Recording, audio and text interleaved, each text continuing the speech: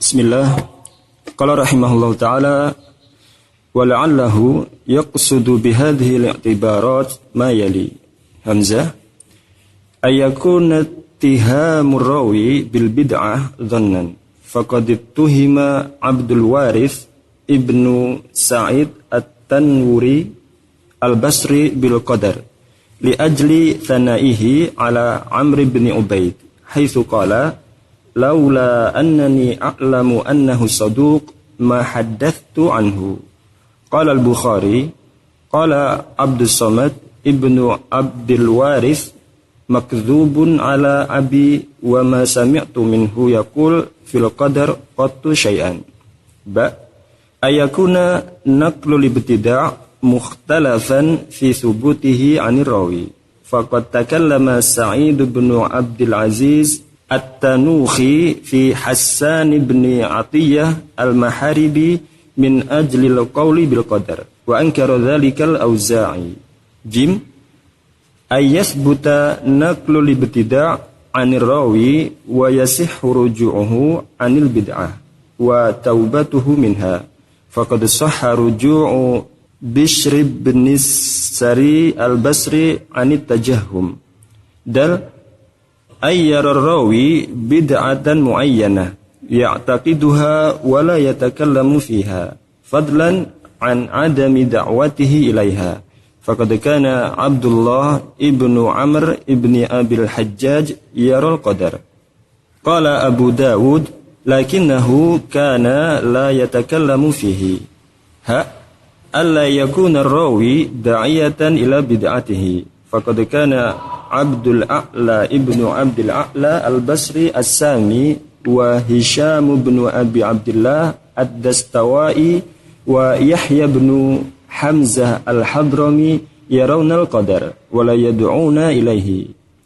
Wa man akhraja lahumul a'immatu min ghairil asnafis sabiqah i'timadan ala ma 'urifa anhum min as-sidqi wal amanah kama qala al-Hafiz al-Dhahabi Aban ibnu Taghlib al-Kufi syi'iyun jildun lakinnahu saduqun falana sidquhu wa alaihi bid'atuhu.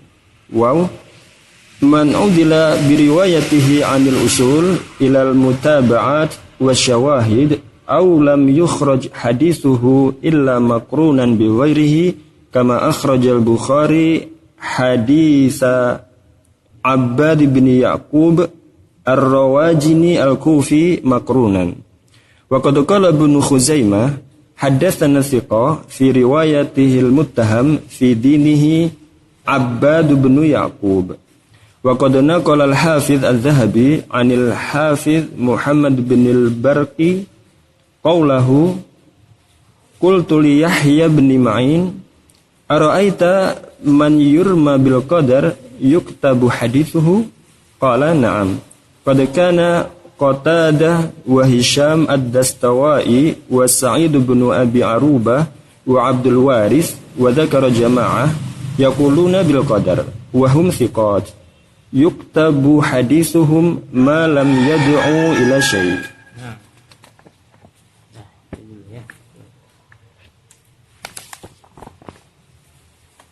Barakallahu fiik.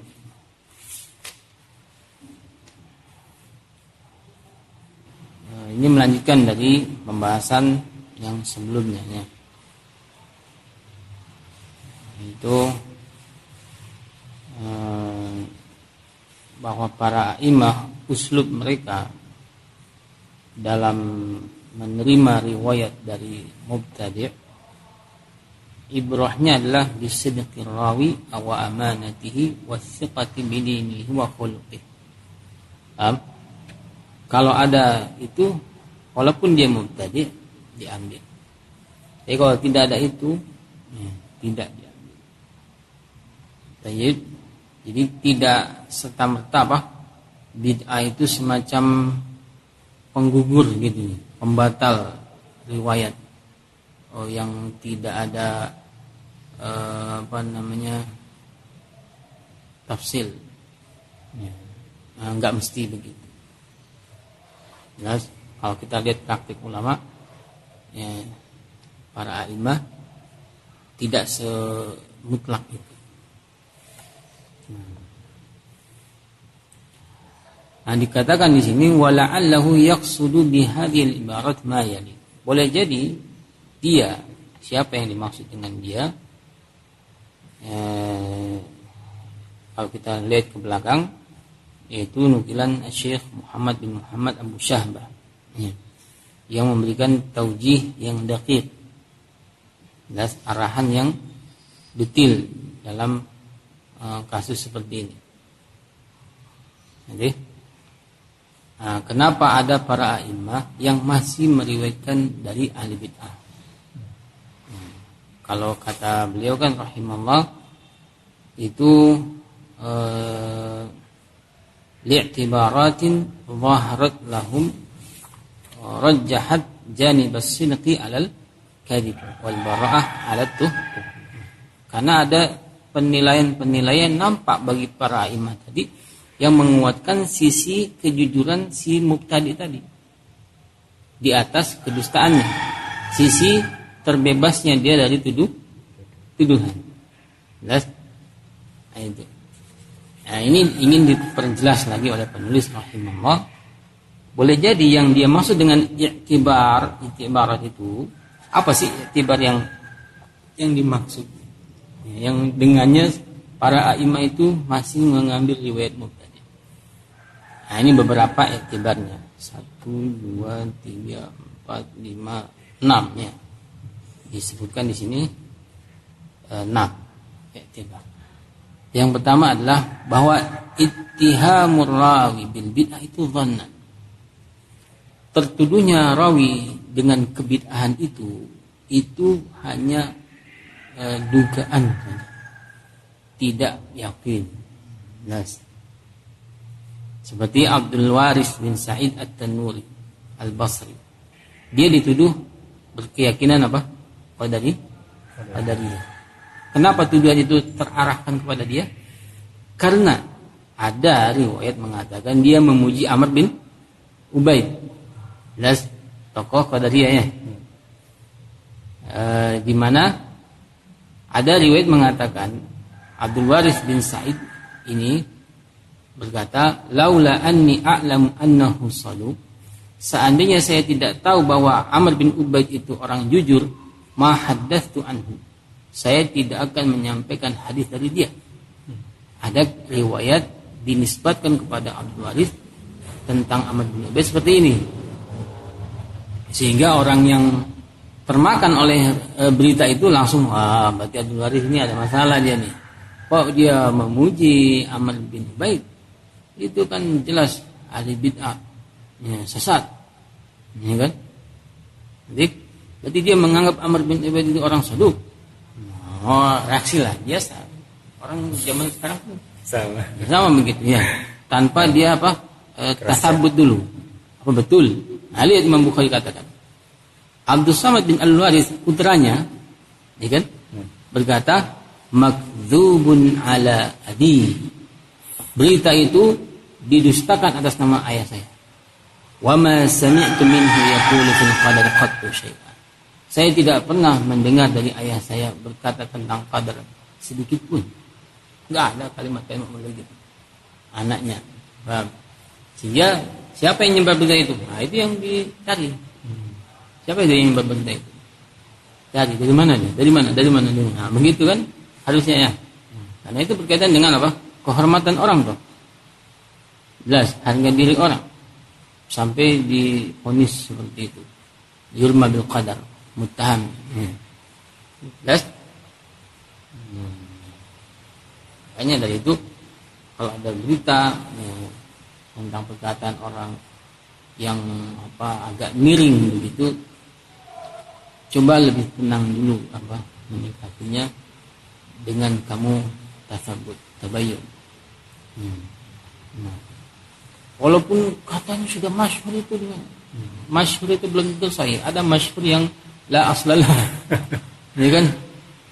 Masyhur itu apa jaminan? Belum tentu. Sampai kamu yakin benar, baru kamu ambil sikap. Tapi kalau enggak ya. Faham saja. Ini kayak yang menimpa Imam Bukhari itu, Ustaz. Kayak yang menimpa Imam Bukhari ini. Sama. Nah, dan seandainya pun benar ucapan dia, nah itu juga tetap harus dibawa kepada ahli ijtihad yang mengerti tentang hukum. Kalau ada orang mengatakan begini, ini apakah masih ada uzur atau tidak? Uzur. Biar ahlinya yang memikirkan itu. Yang benar ucapannya itu. Jadi banyak langkah-langkah yang harus dilewati. Jangan asal dengar langsung ambil sikap. Kalau begitu caramu ya akan banyak kerusakan yang terjadi. Apalagi di zaman-zaman belakangan yang mana disebut hadis orang yang amanah bisa dipandang khianat, orang yang pengkhianat bisa dipandang orang yang terpercaya. Saking ruwetnya urusannya. Berarti nggak mudah kan? Harus lebih hati-hati. Ini satu contoh. Imam Bukhari tahu informasi itu, sehingga beliau tidak menganggap berita yang tersebar itu nggak benar itu. Jelas, saya punya informasi yang menunjukkan itu nggak betul. Makanya kadang iktibar seperti ini yang dimiliki oleh Al-Bukhari yang tidak dimiliki oleh orang lain, sehingga dia masih bawakan riwayat dari orang yang katanya mubtadi tadi, padahal enggak. Nah, itu kondisi yang pertama ya, iktibar yang pertama. Yang kedua, kadang penukilan ibtida'nya itu mukhtalafan fi subutihi anir rawi, diperselisihkan benar tidaknya dari sang rawi. Itu enggak jelas. Ada yang bilang iya, ada yang bilang tidak. Contohnya Said bin Abdul Aziz At-Tanuhi berbicara tentang Hasan bin Atiyah Al-Muharibi, tentang perkataan dia tentang qadar. Ya, berarti dia menuduh ya. Tapi Al-Auza'i mengingkari itu. Jelas. Kalau ada ikhtilaf berarti ada syubhat. Nah, urusan harga diri orang nggak bisa kamu putuskan berdasarkan syubhat. Harus sesuatu yang yakin. Hukum itu kan nggak bisa dengan syubhat. Harus dengan yang yakin. Lihat. Seperti dalam fikir had itu tidaklah ditegakkan kalau masih ada syubhat. Karena itu berurusan dengan darah orang, dengan harta orang, dengan kehormatan orang yang pada asalnya itu terjaga. Maka nggak boleh kamu serta-merta merusaknya hanya karena sesuatu yang nggak jelas. Bayangkan kalau itu menimpa dirimu, betapa sakitnya. Perkara yang belum jelas orang langsung menikah. Sakit, ini kan dia bisa menuntut kamu nanti di akhirat. Nah, apa kamu siap? Kayaknya nggak bisa sembarangan. Nah, ini kadang keadaan seperti ini ya, dalam thubutnya itu mukhtalaf, sehingga ulama masih nggak nganggap itu, belum jelas. Hukum asal diambil selama sifat sidqnya, sifat amanahnya, sifahnya masih ada padanya. Jelas. Tentang ibtida'nya itu masih diperselisihkan. Da' ma yaribu ila ma la yaribu. Al yakin la yazul bisyak.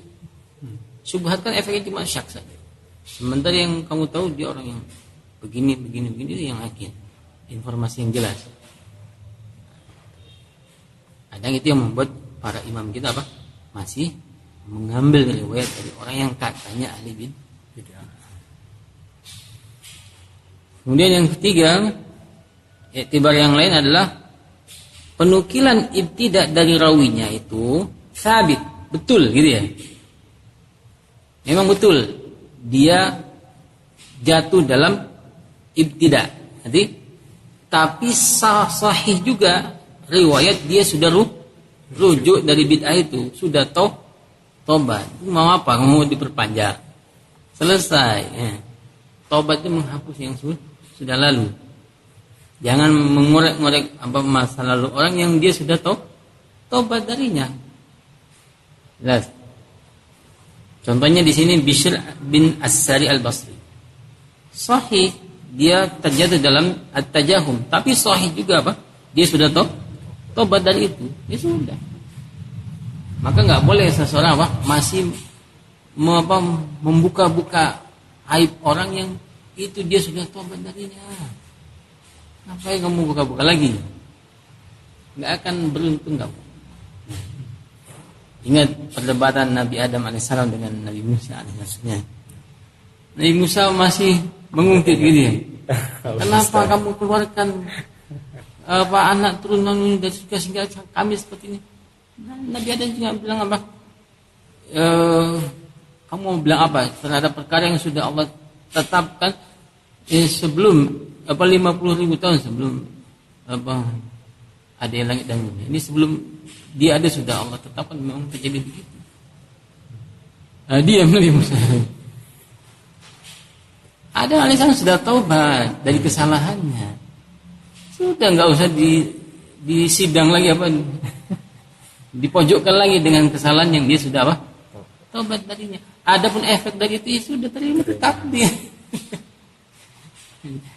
Ya kan? Urusan takdir penerima. Dan Allah enggak akan nanti gitu tadi. Nah. Ya Nabi Musa kan tentu ya Pak merasa harusnya kan kesalahan kayak itu enggak harus terjadi, Pak. Gampang itu, Pak. Enggak usah dekati pohon itu, kan di surga banyak pohon yang lain loh, Pak. Ya, itu sudah terjadi gimana, Nak? Apalagi dia Bapak salah dulu memang. Bapak sudah tobat. Bapak sudah tobat sudah. Allah sudah terima tobat Bapak. Tapi akibatnya lihat nih anak turun Bapak nih. Tengkar, akhirnya ada yang masuk neraka itu, Pak. Ya sudah itu takdir Allah gimana lagi? Iya, apalagi Bani Israel kan suka nentang saja mungkin. Nah itu. Jelas. Jadi kalau ada orang yang sudah tobat dari kesalahannya, ya sudah. Kamu udah ngapain ngorek-ngorek lagi masa lalu orang yang sudah dia tinggalkan dan dia nggak pernah kembali lagi, ya kan? Nah, ala tuhibbuna ayyuhallahu lakum. Tidakkah kalian suka Allah beri ampunan kalian? Kenapa nggak bisa ngampuni orang yang sudah tobat? Ya Allah saya Maha Pengampun. Apa kamu nggak suka kalau Allah mengampuni dosa? Kamu juga pasti ada kesalahannya. Kalau kesalahan yang sudah kamu tobat darinya terus masih dituntut, ya nggak ada yang selamat kita ini. Makanya urusan takdir itu apa? Taslim, sudah nggak ada lain. Terima. Nah, walaupun dia sakit kan, nggak enak. Coba kalau dulu Nabi Adam nggak salah, itu kan sampai yang gampang sebenarnya. Kita nggak pakai susah-susah di dunia begini.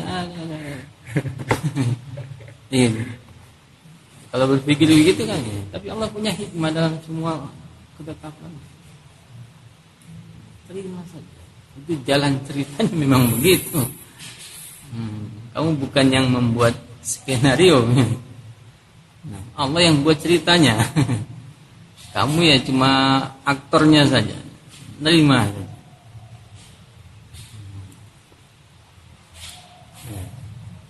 Kan sudah Allah kasih syariatnya, betul. Ya udah ikuti.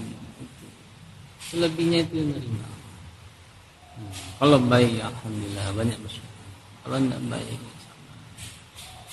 dan banyak mohon Allah minta takdir yang baik, dijauhkan dari takdir yang tidak baik. Itu aja tugasmu dulu. Masa depan gimana? Tawakal. Harus tidak usah takut. Masa lalu gimana yang sudah ini? Banyak tobat. Kalau memang ada yang salah, istighfar. Enggak usah sedih. Kalau kita pegang syariat itu semua ada jawabannya loh. Tapi yang jadi masalah kalau kamu nggak pegang syariat, bingung kamu menghadapi takdir, nggak ketemu jawaban.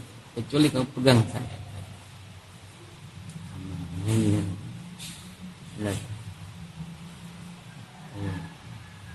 Bagaimana ada orang selama hidupnya amalannya penghuni surga, tinggal satu hasta lagi dia masuk surga, ternyata berubah mengamalkan amalan penghuni neraka, masuk neraka. Padahal tinggal sebentar lagi loh. Kok bisa gitu ya? Itulah rahasia Allah Maha. Ada sebaliknya, selama hidupnya amalannya penghuni neraka, sampai dia dengan neraka tinggal satu hari, satu langkah. Ternyata takdir berkata lain, Allah catat dia al-jannah. Pada akhirnya mengamalkan amalan penghuni jannah, masuk jannah.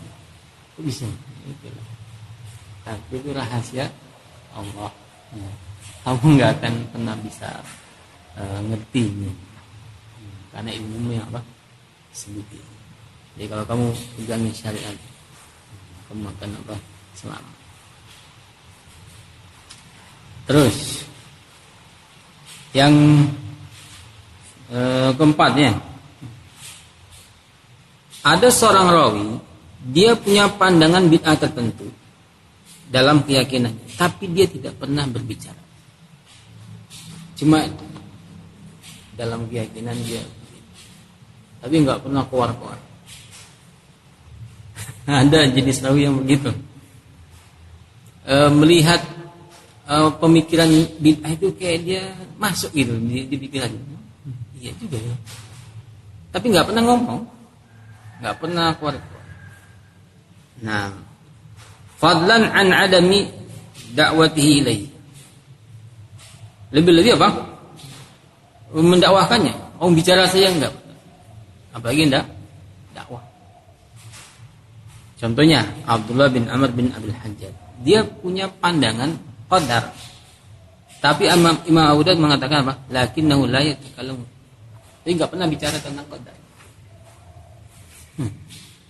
Nah. Ya. Sehingga orang seperti ini sudahlah. Kalau dia orang yang dasarnya thiqah, jujur, ya masih bisa dipercaya, ambil. Bagaimana pandangan dia seperti itu masalah dia. Jelas. Bisa apa? Memilah ya. Itu ulama loh. Masih mengambilnya. Selama orang itu nggak ngomong, nggak ngajak-ngajak orang kita, riwayatnya masih dia. Yang penting orangnya terpercaya. Contoh lagi i'tibar yang lain. Ini yang kelima. Rawinya itu bukan dai kepada bid'ahnya. Ya, jelas dia ahli bid'ah, tapi dia nggak ngajak orang kepada bid'ah.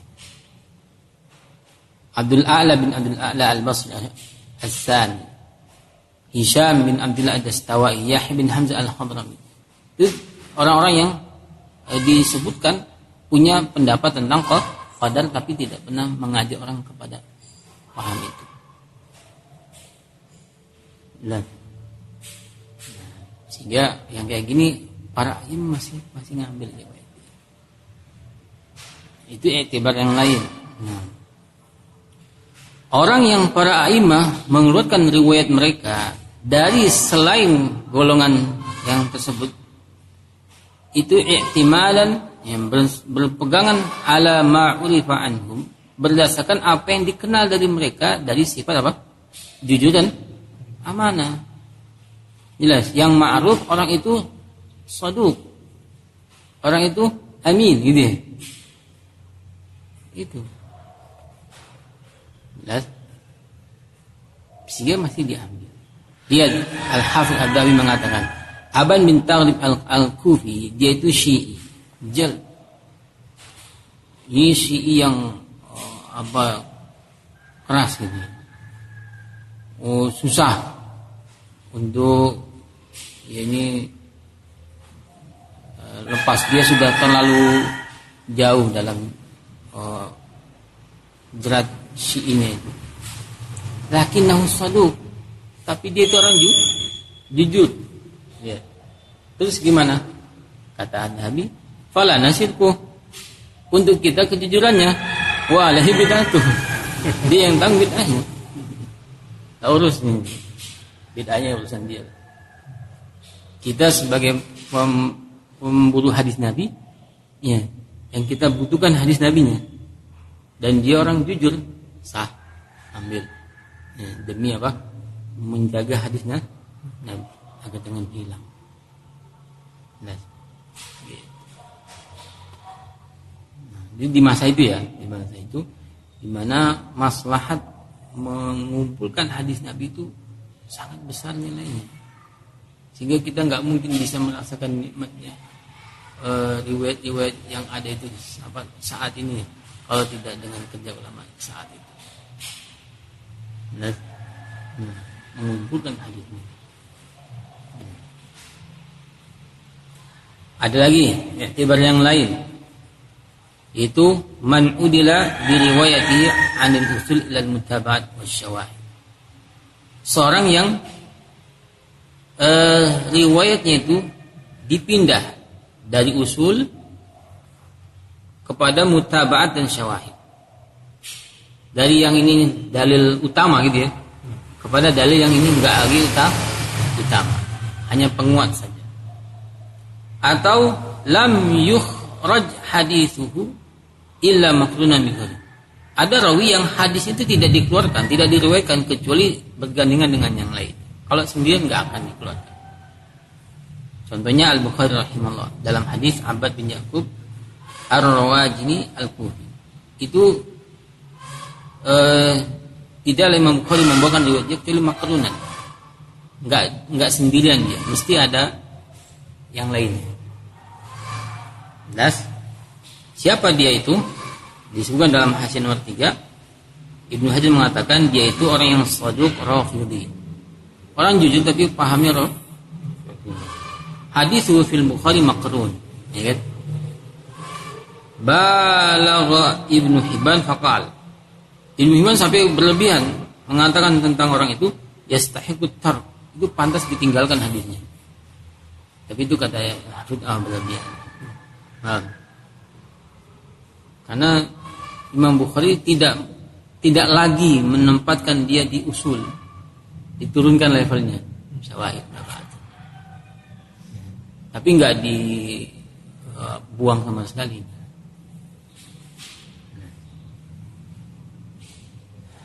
Ibnu Khuzaimah rahimahullah mengatakan haddatsana thiqah fi riwayatihi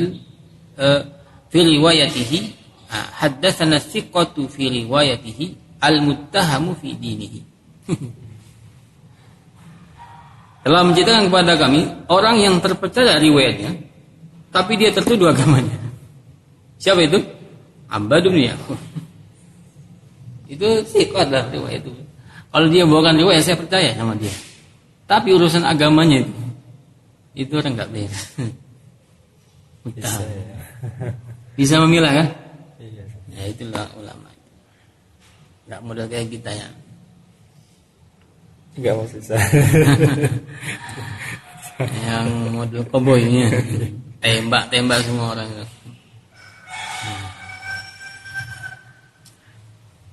Di Hasyiah nomor 4 dikatakan lakin raja Ibnu Khuzaimah anit tahdits anhu. Tapi Ibnu Khuzaimah pada akhirnya apa? Rujuk dari menyampaikan hadis tadi. Pada akhirnya dia enggak mau ngambil hadis. Faqad rawa al-Khatib bi isnadihi anhu annahu su'ila an hadis li Abbad bin Ya'qub. Al-Khatib meriwayatkan dengan sanadnya dari Ibnu Khuzaimah.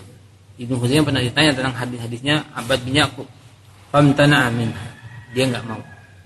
Nah. Kemudian dia berkata, "Qad kuntu akhadtu anhu bi syariqah."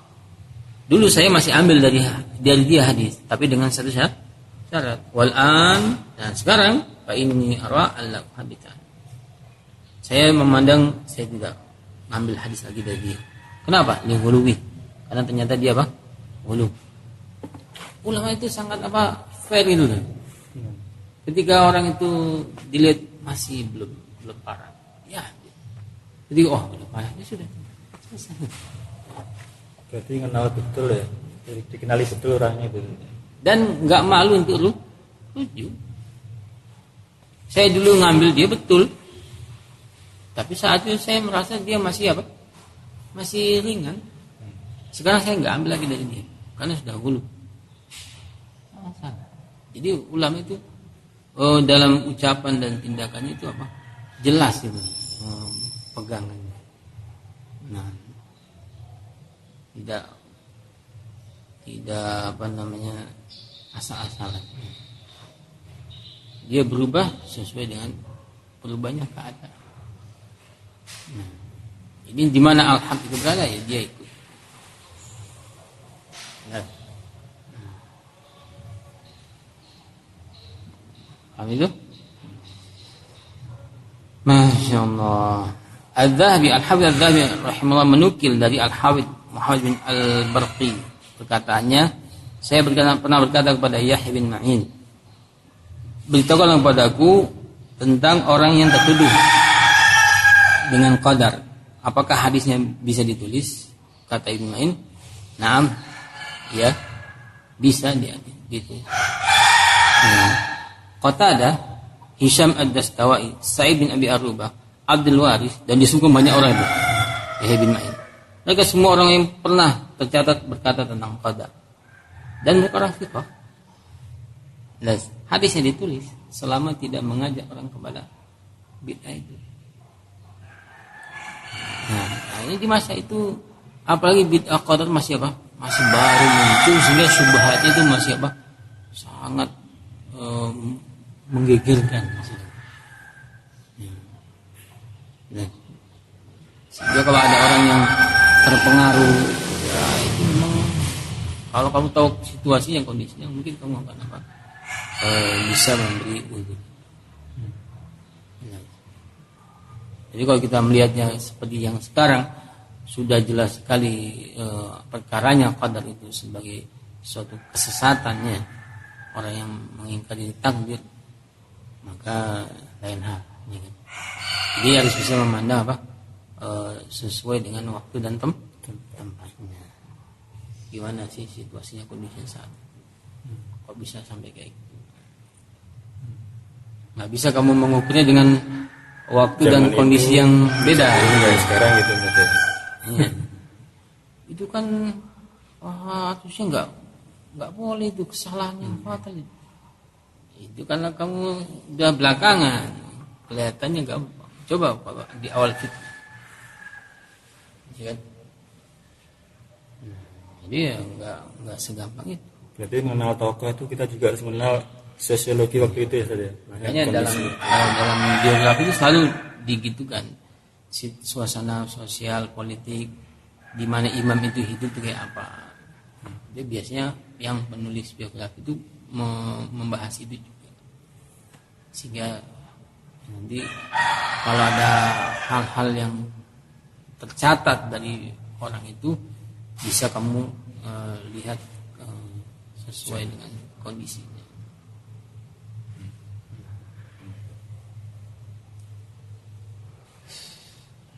Cukup ya. Sampai itu dulu. Alhamdulillahirabbil alamin.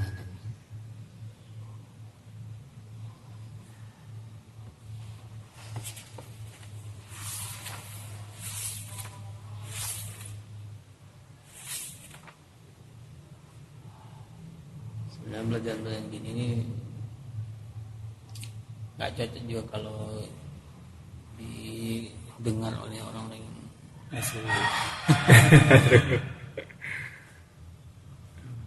belum punya kesiapan.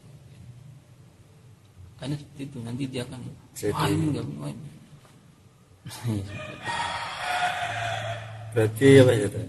Seharusnya Ikhwatul mad'u itu diajari bertahap sampai ke sini saja. Apa ini cuma Ya ringkas saja? sebetulnya apa ya? Biar nggak timbul salah paham. Itu kembali kepada masing-masing. Kalau dia nggak mengerti harusnya itu apa? Nggak usah paham. Saya nggak paham masalahnya. Ya sudah. Jatuh nanti. Apa yang perlu jadi?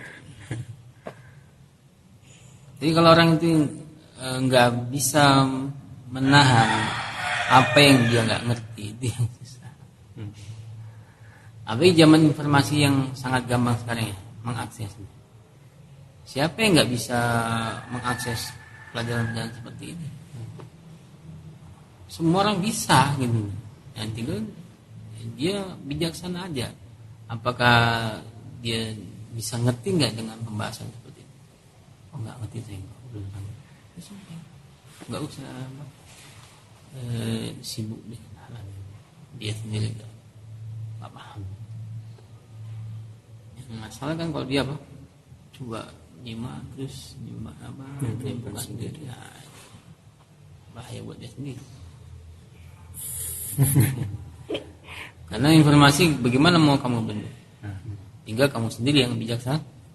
Ada informasi yang kamu nggak perlu, belum paham, belum ngerti. Ada yang ini makananmu ini lebih ambil itu aja, kayak gitu. Sehingga disarankan ya untuk apa, jangan masuk pembahasan yang dia nggak siap untuk itu. Jadi kalau dia tetap masuk ya itu masalah dia. Yang pasti sudah diingatkan. Ini pembahasan membutuhkan pemikiran yang ekstra. Nggak bisa kamu model pemikiran sempit.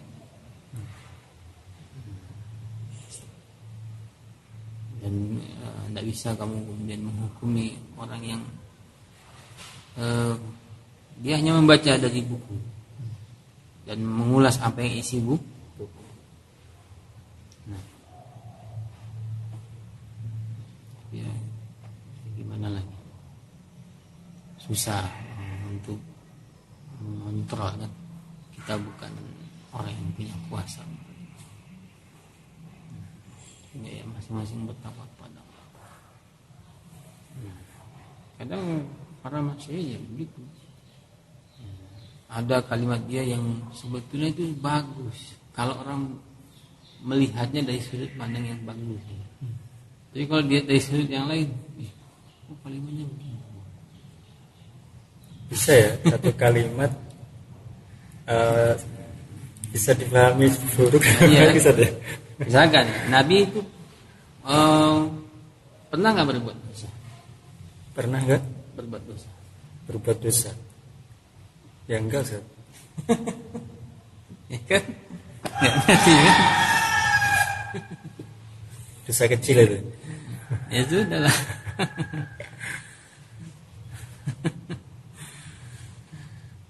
Masalah itu bisa kamu nyerangkan?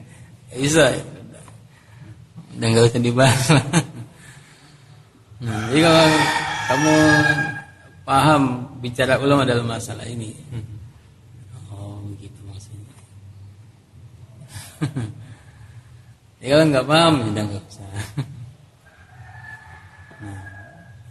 Ya kayak Syekh kan pernah membahas masalah kayak gitu, direkam dan dipotong-potong sudah itu, rekamannya disebar. Akhirnya wah ini mencela Nabi. Mencela. Padahal beliau juga sekedar menukilkan kalam ulama, pendapat-pendapat ulama, ada yang begini, ada yang bilang kalau dosa besar nggak mungkin, kalau dosa kecil mungkin, ada yang bilang nggak mungkin semuanya, ada yang benar begini. Nah itu sih.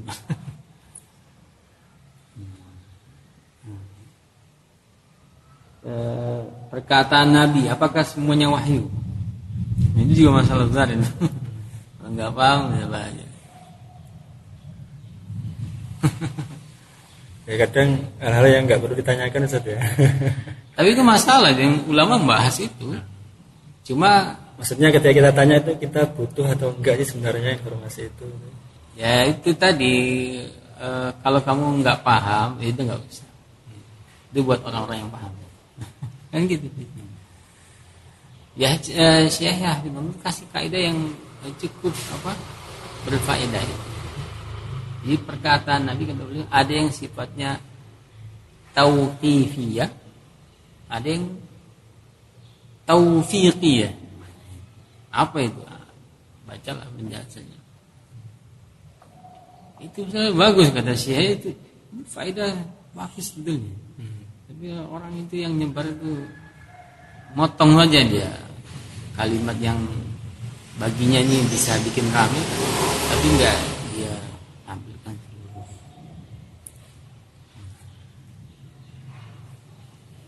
Walaupun ada ulama yang udah nggak usah bahas-bahas gitu, bikin fitnah saja. Ya, ada juga ulama yang kasihan umat nih. Masalah-masalah gitu nggak perlu dibahas. Demi biar nggak bikin heboh. Ada juga yang prinsipnya gitu ya. Iya, ada yang membahas sampai detil-detil, ada yang kayak gini nggak usah. Sampai misalnya pembahasan Ar-Rahmanu ala arsy istawa. Istawanya Allah di atas arsy itu nempel di arsy atau tidak? Faedahnya. Ada pembahasan masalah ikhtilaf masalah itu mungkin dari sisi bahasa, dari sisi ini, sisi ini. Sampai ramai dan diangkat ke Syekh Rabi. Ya, alhamdulillah. Kemudian beliau katakan sudah itu sedikit faedah. Enggak usah lagi dibahas. Dan Syekh saat itu terima. Sudah enggak usah dibahas. Jadi benar ucapannya Abu Hurairah saja. Dia diberi 2 kantung ilmu. Satunya nggak disampaikan. Nah iya, ada hal-hal yang ya seperti Nabi pesan kepada muadzinnya, la ayat takib. Iya. Nah, nanti orang salah paham. Nggak usah. Tapi kan pada akhirnya disampaikan. Jadi itu semua kembali ke bijaksanaan masing-masing. Pandai, bijaksana Allah. Kalau kamu ngerti itu ya bahas. Jadi kamu nggak ngerti kamu. Nggak usah. Gampang aja kok. Cuma yang jadi masalah kan orang yang nggak ngerti tapi kok bisa malah memburukkan keadaanmu sendiri dan juga keadaan orang. Nggak ngerti dan itu nggak ada faedah buat dia itu saja. Bukan urusannya dia juga nggak bukan hal yang wajib juga untuk dia. Itu pembahasan orang-orang yang memang punya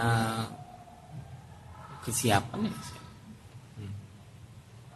Bang itu ada masalah-masalah yang itu bukan makanan kita ibaratnya nggak mampu mencerna jangan mencret nanti berarti gitu ya. Ada makanan anak kecil dan makanan anak besar. Kamu aneh ini saya bisa nyerna nggak? Kalau nggak bisa nyerna, insya Allah agama pun tidak menuntut kamu untuk itu.